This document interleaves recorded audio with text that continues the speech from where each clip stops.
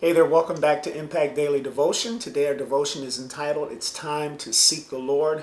And today we'll be looking at Hosea chapter 10 and verse number 12.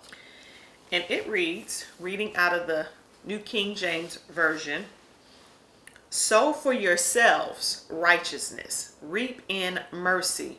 Break up your fallow ground, for it's time to seek the Lord, till he comes and rains righteousness on you."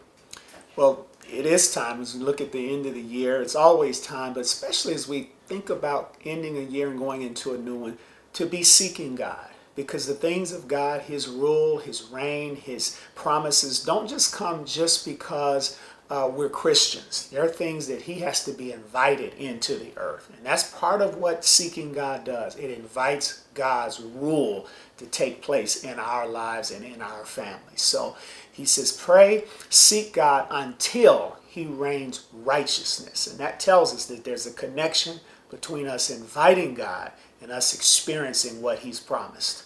You know, it reminds me of the scripture that says, "Draw nigh unto God, and He will draw nigh unto you." You know, very similar to inviting Him in, inviting His wisdom, inviting His direction. You know, anybody you have over to your house or that you have in your space, you've invited them in. Right. And so that's why they're there, because they feel welcome, because you've invited them in. That's right. So one of the most common mistakes that we can make as Christians is to think that the things that God has promised or wants to do are automatic. We have no part to play.